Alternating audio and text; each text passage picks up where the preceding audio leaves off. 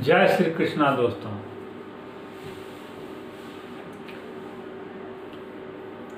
बहुत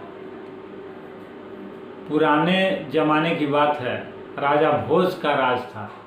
उस समय राजा भोज अपने दरबारियों के साथ दरबार में बैठे हुए थे। उसी समय द्वारपाल आया और कहा कि महाराज, एक महात्मा आए हुए हैं जो आपसे मिलना चाहते हैं। राजा भोज बोले कि जाओ और महात्मा जी को आदर और सम्मान के साथ मेरे दरबार में उपस्थित करो। द्वारपाल जाता है और महात्मा जी को आदर और सम्मान के साथ छतरी लगा करके और उनके दरबार में उपस्थित करता है। जैसे महात्मा जी दरबार में आते हैं तो राजा भोज जो है उनको सिंहासन पर बैठने के लिए कहते हैं। महात्मा जी कहते हैं कि नहीं महाराज, ये सिंहासन आपके लिए है, आप विराजिए। हम किसी और सिंहासन पर बैठ जाएंगे, हम किसी और आसन पर बैठ जाएंगे। तो राजा अपने सिंहासन पर बैठ जाते हैं और महात्मा जी बगल के आसन पर बैठ जाते हैं। तो राजा कहते हैं कि महात्मन, आप मेरे दरबार में किस मकसद से आए हैं?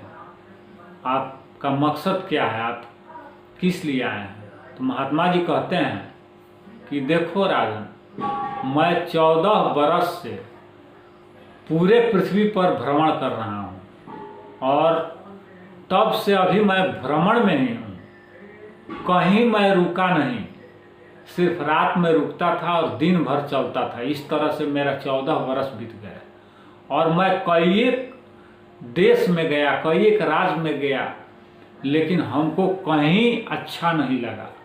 लेकिन जैसे तुम्हारे राज्य में मैं आया हूँ तो मुझे बहुत अच्छा लगा, इसलिए मुझे अब यहीं रहने का इच्छा है। तो राजा भोज बोले कि ठीक है महाराज, आप जहाँ कहिए वहाँ हम आपको जगह दे देता हूँ, आप रहिए और आपके लिए आप जो कहिए वैसा मैं मंदिर का और धर्मशाला का निर्माण करवा देता हूँ। उसमें आप आराम से रहिए और अपना ध्यान कीजिए। तो महात्मा जी कहते हैं कि ठीक है राजन, हम तुम पर बहुत प्रसन्न हुए, क्योंकि तूने मेरे इच्छा को पूर्ण करने के लिए अपनी इच्छा व्यक्त की है। तब राजा जो है आदेश देते हैं मंत्री को कि इनका आश्रम का निर्माण अति शीघ्र कराई जाए। आश्रम के अंदर में तालाब, मंदिर, कुआं और जो भी ये कहते हैं वो चीज़ का निर्माण करा दिया जाए। जब राजा भोज का आदेश होता है तो मंत्री जो है तुरंत लेबर और राजमिस्त्री बुला करके आश्रम का निर्माण कार्य शुरू कर देते हैं और इस तरह से आश्रम बन करके 1 सप्ताह के अंदर में तैयार हो जाता है।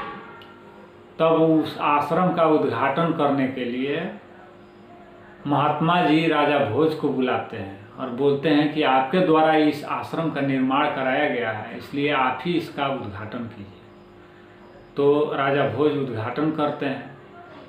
तो उस समय महात्मा जी खुश होकर के कहते हैं कि देखो राजन, हम तो महात्मा ठहरे और हम महात्मा तुमको क्या देख सकते हैं? कुछ नहीं दे सकते हैं। इसलिए हमारे पास सिर्फ उपदेश है। हम तुमको 3 उपदेश देते हैं और तीनों उपदेश का समय समय पर पालन करना तुम्हारा कर्तव्य होगा। राजा कहे कि ठीक है महाराज, दिया जाए।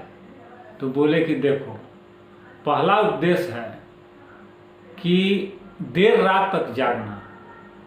जब आधी रात यानी कि 12-1 बजे तक जागना, उसके बाद ही सोना। यह राजा का पहला गुण है। राजा बोले ठीक है। बोले कि दूसरा मैं तुमको उपदेश देता हूँ कि तुम अतिथि का सेवा करना। बोले ठीक है महाराज, ये भी हम करेंगे। बोले तीसरा मैं उपदेश देता हूँ कि स्त्री ज़्यादा हठ कर दे तो उसको मारना बहुत अनिवार्य हो जाता है उस परिस्थिति में। बोले कि ठीक है महाराज, इसको भी हम फॉलो करेंगे। और यही 3 उपदेश दे दिए। राजा वहाँ से वापस आ गए, अपना राजकाज करने लगे। एक दिन की बात है कि वो देर रात तक जागना शुरू कर दिए। एक दिन की बात है कि वो 12 बजे रात्रि में जग रहे थे। उसी समय एक स्त्री का रोने का आवाज़ सुनाई पड़ा उनको। वो स्त्री जो है बहुत विलाप करके और सुसक सुसक करके रो रही थी। तब राजा जो है द्वारपाल को बुलाए और कहे कि जाओ और सैनिकों को लेकर के उस महिला को बुला करके लाओ आदर के साथ, कि वो क्यों रो रही है, उसको क्या कष्ट है। तब द्वारपाल जो है कुछ सैनिकों को ले करके उस महिला के नज़दीक गया और बोला कि देवी आप कौन हैं और आप क्यों रो रहे हैं। तो महिला बोली कि मैं कोई भी हूँ, तुमको इससे क्या मतलब है, मैं क्यों रो रही हूँ, तुमको इससे क्या मतलब है। अतः नहीं, हम राजा भोज के प्रहरी हैं, सैनिक हैं, और हम लोग आए, राजा भोज आदेश दिए हैं कि वो क्या कहते हैं, वो स्त्री क्यों रो रही है, उसको बुला करके ले आओ, उसको क्या दुख है, इसलिए हम लोग आए हैं। तो बोली कि जाओ, जब ऐसा बात है तो राजा भोज को ही भेज दो, मैं तुम्हें नहीं बताऊंगी। तो वो सब फिर वापस आते हैं और राजा भोज को बोलते हैं कि महाराज वो आप ही को बुला रही है। और राजा भोज स्वयं जाते हैं और जा कर के पूछते हैं कि हे देवी आपको क्या कष्ट है, आप क्यों रो रहे हैं। तो मैं क्यों रो रही हूँ उससे तुमको जानने की कोई आवश्यकता नहीं है, तुमको मैं ये बात नहीं बता सकते। राजा भोज बोले कि मैं राजा हूँ और इस नाते से मैं जानना चाहता हूँ, क्योंकि हमारे राज्य के अंदर कोई भी अगर दुखी हो तो मैं उसे दुखी देखना नहीं चाहता, इसलिए आपको बताना ही पड़ेगा। तब वो बताती है कि मैं तुम्हारे राज्य का राज्य लक्ष्मी हूँ और मैं इसलिए रो रही हूँ कि तुम अगले शनिवार को मर जाओगे, तुम्हारी मृत्यु हो जाएगी। और यही कारण है कि मैं रो रही हूँ कि तुम्हारी मृत्यु हो जाने के बाद मैं यहाँ एक पल भी नहीं रह सकती, क्योंकि तुम्हारी मृत्यु के बाद यहाँ पर दूसरे का राज्य हो जाएगा, और दूसरे का राज्य हो जाएगा तो यहाँ पर सब कुछ उल्टा हो जाएगा। यहाँ पर जुए होने लगेंगे, लोग मदिरा का पान करने लगेंगे, जगह जगह पर अराजकता फैल जाएगी और यहाँ पर महापाप होने लगेगा। इसलिए मैं रो रही हूँ, क्योंकि यह जगह मुझे बहुत पसंद था, बहुत मुझे रमणीक लग रहा था और मैं यहाँ से जाना नहीं चाहती थी, लेकिन तुम्हारे मरने के बाद तो हमें जाना ही पड़ेगा, इसलिए मैं रो रही हूँ।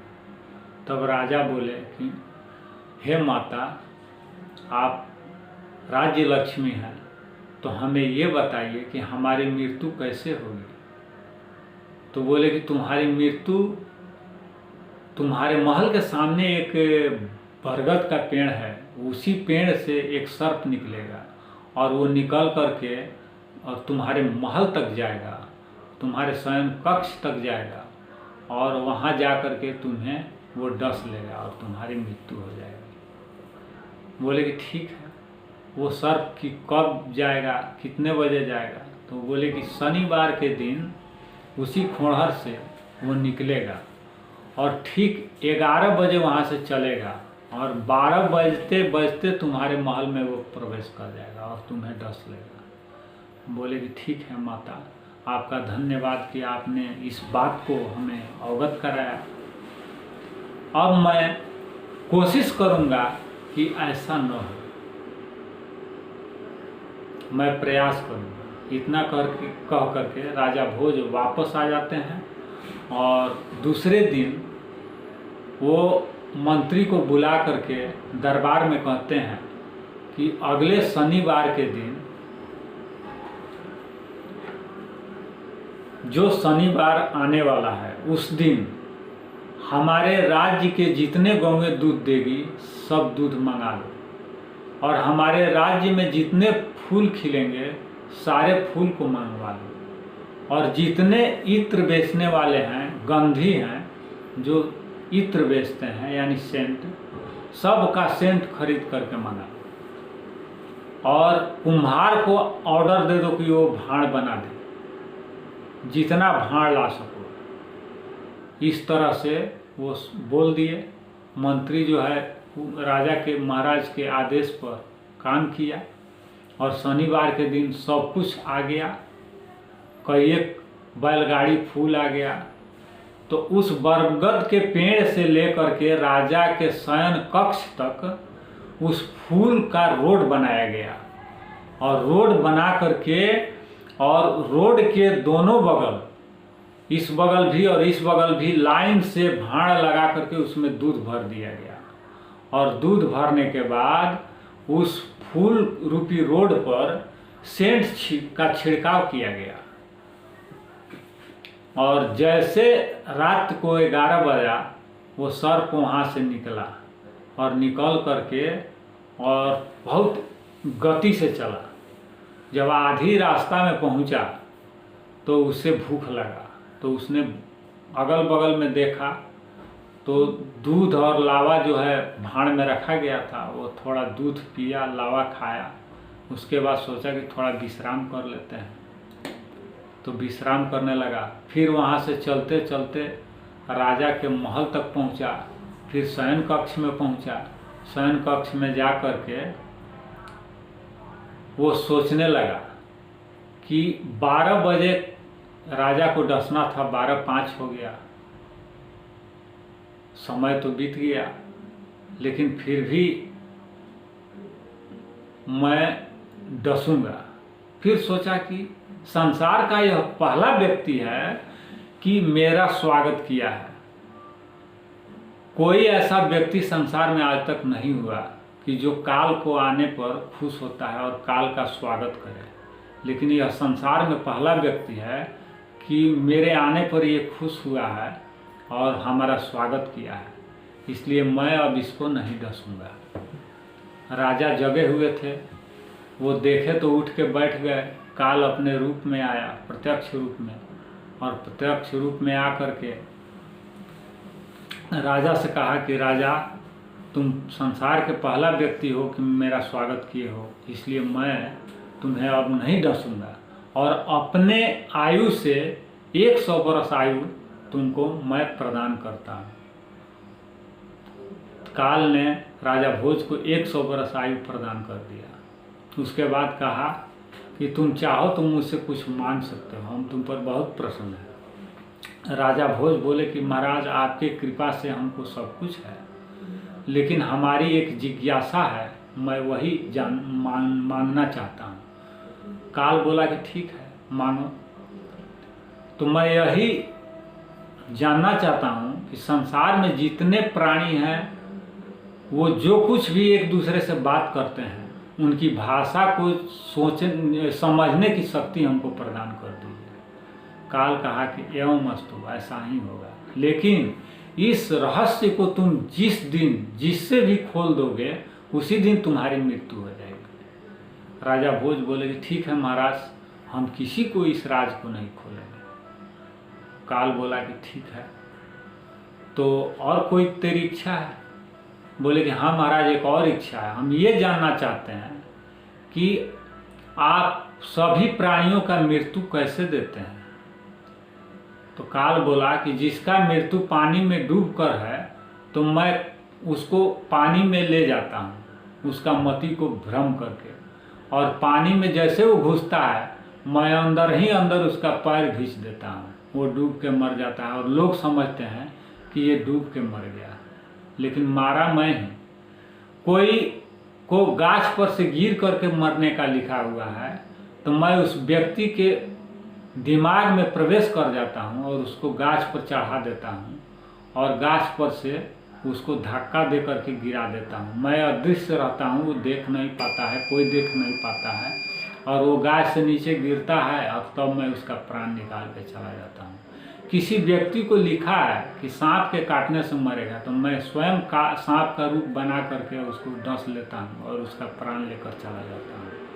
किसी व्यक्ति को लिखा है कि इसको बैल मारेगा और ये मर जाएगा, तो मैं बैल का रूप धारण करके या किसी बैल के अंदर प्रवेश कर जाता हूँ और जा करके मार देता हूँ और वो मर जाता है और उसका प्राण लेकर के चला जाता है। किसी को लिखा है कि अग्नि में जल करके मरेगा, तो मैं उस व्यक्ति के अंदर प्रवेश कर जाता हूँ और अग्नि में उसके शरीर को प्रवेश करा करके उसको मार करके और उसका प्राण लेकर के चला जाता हूँ। इस प्रकार जिसको जिस तरह से मृत्यु लिखा हुआ है उसी तरह से उसका मैं मृत्यु करके उसका प्राण ले जाता हूँ। बोला कि ठीक है महाराज, इस रहस्य को भी मैं किसी से नहीं बताऊंगा।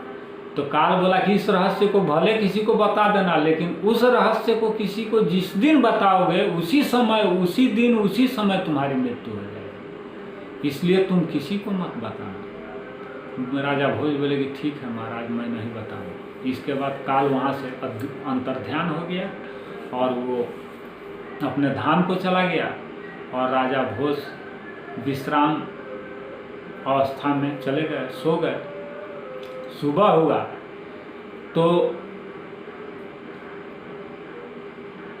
जब राजा का नाश्ता का समय हुआ तो रानी ने उन्हें बुलाया और उन्हें नाश्ता लगा करके, और रानी वहाँ पंखा झलने लगी, राजा नाश्ता करने लगे। राजा नाश्ता करने से पहले उसमें से अग्रासन निकाल करके नीचे रख दिए और थोड़ा जल गिरा दिए और नाश्ता करने लगे।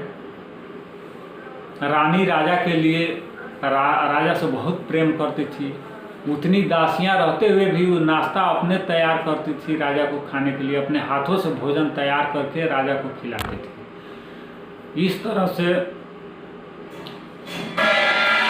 जब राजा नाश्ता करने लगे तो जो अग्रासन निकाले थे उसमें से एक चींटी आई और एक दाना लेकर के जाने लगी। तो फिर दूसरी चींटी आई और उसे छीनने लगी। तो बोले कि हमारा क्यों छीन रही हो, जाओ वहाँ राजा उतना निकाल कर रखे हैं उसमें से ले लो, तुम मेरा क्यों छीन रही हो।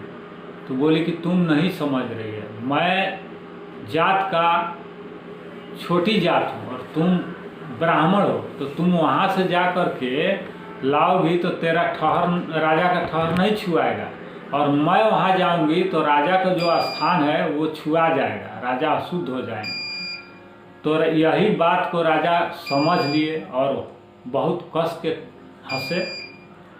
जब राजा अट्ठहास करके हंसे चींटी का बात सुन करके, क्योंकि उनको काल ने तो सभी जीव जंतुओं का भाषा समझने का शक्ति प्रदान कर दिया था, तो रानी तो नहीं समझ पाई। रानी को लगा कि राजा अचानक क्यों हंस दिए, न कोई मैटर न कोई बात, और राजा अचानक इतना कस के हंसे। मैं कुछ कहा भी नहीं, राजा भी कुछ नहीं कहे, कारण क्या है, जरूर कुछ इसके भीतर राज है, रहस्य है। तो रानी राजा से पूछ दी कि महाराज आप क्यों हंसे। राजा बोले कि यूं ही हंस दिए, कोई बात याद आ गई। तो नहीं आपको बताना पड़ेगा। राजा बोले कि देखो रानी, मैं क्यों हंसा मैं नहीं बता सकता। तो रानी को और जानने की उत्सुकता हुई कि भाई क्यों हंसे, क्यों नहीं बता रहे हैं। तो रानी बोली कि महाराज आप नहीं बताइएगा तो हम आज से कुछ भी नहीं खाएंगे और न जल पिएंगे न अन्न ग्रहण करेंगे। तो राजा सोचे कि रानी ऐसी बोल रही है, ऐसा थोड़े करेंगे। और तब तक एक दूसरे देश राज्य का सैनिक आया और राजा को निमंत्रण पत्र दिया। उस राज्य में उस राजा की लड़के की शादी थी, राजकुमार की शादी थी, इसलिए राजा को निमंत्रण पत्र भेजा था। तो राजा उस निमंत्रण पत्र को पढ़े और दूसरे दिन वो उस राज्य को चले गए, उस शादी में समारोह में शामिल होने के लिए। इधर रानी जो है राजा नहीं बताए तो कोप भवन में जा कर के अन्न जल त्याग करके सो गए। जब राजा उधर से वापस लौटे उस शादी समारोह से, तो रानी को खोजने लगे कि रानी कहाँ है। दासियों से पूछे, नौकर चाकर से पूछे, सब ने कहा कि रानी महाराज कोप भवन में है। उसी दिन से, जिस दिन से आप गए उस दिन से न खाना खा रही है न पानी पी रही है। राजा कोप भवन में गए, देखे कि रानी जो है जैसे तैसे लेटी हुई है और चेहरा जो है 4-5 दिन अन्न जल त्याग दी थी, इसलिए चेहरा जो है मलिन हो गया। राजा बोले कि खाना खाओ, दासियों को बोले खाना लेकर आओ। दासी खाना लाई, बोले कि भोजन करो। रानी बोली कि मैं भोजन नहीं करूँगी जब तक आप नहीं बताइएगा। तो राजा बोले कि देखो रानी, मैं अगर बता दूंगा तो मेरी मृत्यु हो जाएगी, इसलिए मैं नहीं बताना चाह रहा हूँ। तो रानी को और उत्सुकता जाएगा कि भाई क्या बात है, कौन ऐसा बात है कि बता देंगे कि इनकी मृत्यु हो जाएगी। ऐसा हो सकता है? ऐसा कभी नहीं हो सकता है। तो बोली कि नहीं महाराज, आपको बताना ही पड़ेगा। वो काफ़ी हट कर दी। तो राजा बोले कि ठीक है, जब तुम नहीं मानेगी तो मैं बताऊंगा, लेकिन श्मशान में चल के बताऊंगा। मैं वहीं बताऊंगा, वहीं मर जाऊंगा और वहीं मुझे चिता में आग लगा दिया जाएगा। तब रानी बोली कि ठीक है, चलिए श्मशान में ही बताइए।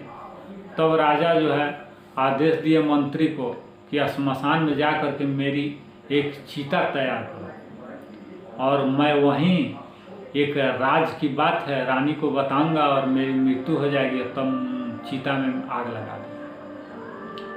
तो इस तरह से मंत्री जो है सैनिक के मदद से वहाँ गया और श्मशान में नदी के किनारे, गंगा जी के किनारे चीता सजा करके और रेडी कर दिया। राजा बोले कि कोई भी वहाँ जाना चाहे, किसी का कोई रोक नहीं है, प्रतिबंध नहीं है। कोई भी जाना चाहे राज्य का कोई भी व्यक्ति तो वो जा सकता है। धीरे धीरे राज्य के सभी लोगों को पता चला, सभी आम जनता वहाँ चल दिया कि सभी आपस में बात करने लगे। आम जनता कि भाई कौन ऐसा बात है कि रानी जो है जीत की है और राजा बताना नहीं चाहते हैं, और राजा बताएंगे तो उनकी मृत्यु हो जाएगी। ये कितना दुष्ट रानी है कि ये मान नहीं रही है, जबकि जान रहे कि राजा की मृत्यु हो जाएगी। ऐसा राजा हम लोगों को कहाँ मिलेगा। तब जो है सभी जनता इस चीज़ को देखने के लिए उस नदी के किनार पर पहुँच गए। पहले से ही वहाँ सब लोग पहुँच करके राजा का इंतज़ार कर रहे थे। तब राजा और रानी एक रथ पर सवार होकर के और चल दिए, और इधर वो जो महात्मा जी राजा को 3 वचन बताए थे वो भी वहाँ पहुँच गए। तब राजा और रानी एक रथ पर सवार होकर जा रहे थे, तो नदी के किनार पर एक बकरा और एक बकरी चल रही थी। तो बकरी ने बकरा से कहा, अरे बकरा चलो उस किनार पर हम लोग दूब चलते हैं, वहाँ बहुत किनार पर हरा हरा दूब है। तो बकरा बोला कि मैं कोई राजा भोज हूँ कि तेरे चक्कर में आके वहाँ जान देने जाऊँ, क्योंकि वहाँ अड़ार टूट टूट के गिर रहा है, उसी में हम जाएंगे चरने के लिए, अड़ार टूटेगा, वहाँ गिर जाएंगे, नदी में हमारा जान चला जाएगा, हम नहीं जाएंगे। तो बकरी बोली कि नहीं जाओगे तो हम जा रहे हैं, अब दूसरे के साथ चलेंगे, तुम्हारे साथ नहीं रहेंगे। तो बकरा जो है कूद करके 2 टांग पर बकरी को मारा। बोला कि तुम मानेगी कि नहीं मानेगी? तो बोली कि नहीं, हम नहीं मानेंगे, हम जा रहे हैं, तुम्हारे साथ नहीं रहेंगे। तो फिर 2 टांग पर खड़ा होकर के एक ढाई मारा। बोला कि मानेगी कि नहीं मानेगी? तो जब दोबारा मारा तो बकरी को काफ़ी चोट लगा। बोला कि नहीं ठीक है, हम मान गए, अब हम नहीं जाए। तो राजा भोज इस सारी बात को सुने और फिर हंस दिए। फिर रानी बोली कि महाराज आप क्यों हंस दिए? तो बोले कि क्या कहें, हमसे चालाक बोका है। वो कह रहा है कि मैं कोई बेवकूफ़ हूँ राजा भोज जैसा कि मैं अड़ार पर दूब चरने जाऊँ। इसलिए मैं बेवकूफ़ नहीं हूँ कि मैं तुमको अब राज की बात बताऊंगी। चलो। तब वहाँ नदी के किनार पर गए जहाँ चीता सजाया हुआ था। रानी बोली कि महाराज बताइए। बोले कि ठीक है बताऊंगा। 2 सैनिक को आदेश दिए कि इसको उठा करके और चीता पर चढ़ा दो और चीता में आग लगा दो, क्योंकि ये समझती है कि यही खूबसूरत है और यही विद्वान है, ऐसे ऐसे बहुत रानी हमको मिल जाएगा, इसको चीता पर चढ़ाओ। तो सैनिक धर्म संकट में पड़ गए कि भाई राजा वाली बात है, रानी को हम कैसे चीता पर चढ़ा दें। कहीं ऐसा ना हो कि उल्टा हो जाए और हमको राजा दंडित कर दें। फिर सोच रहा है कि भाई नहीं चढ़ाएंगे तो राजा का आदेश है, हो सकता है राजा हमको इसमें भी दंडित कर दे। वो लोग सोचने लगे। फिर राजा बोले कि अरे मेरा आदेश है, चढ़ाओ। तब वो लोग जो है रानी को टांग करके चीता पर चढ़ा दिए। 2 सैनिक बलिष्ठ आए और उनको टांग करके चीता पर बैठा दिए और बोले कि आग लगा, जला दो इसको, हम दूसरी शादी करेंगे। तब रानी को समझ में आया कि ठीक है, अब हमको राजा जलवा देंगे और ठीक ही इनकी दूसरी शादी हो जाएगी। इसलिए रानी जो है बोली कि नहीं महाराज, हमको माफ़ कर दीजिए, हमको गलतफहमी हो गया था, मैं आज के बाद आपसे कुछ नहीं, कोई भी राज का बात नहीं जानना चाहूँगी, हमको माफ़ कर दीजिए। फिर राजा बहुत दयालु थे, बोले कि ठीक है, इसको चिता से नीचे उतार दो, और माफ़ भी कर दिया। उस दिन से रानी जो है राजा से हट करना छोड़ दी और वो सुधर गए। दोस्तों, ये कहानी अच्छा लगा होगा तो सब्सक्राइब कीजिए और बेल आइकन को दबाइए। मैं फिर तीसरी कहानी लेकर के आऊँगा आप लोग के साथ। जय श्री कृष्ण।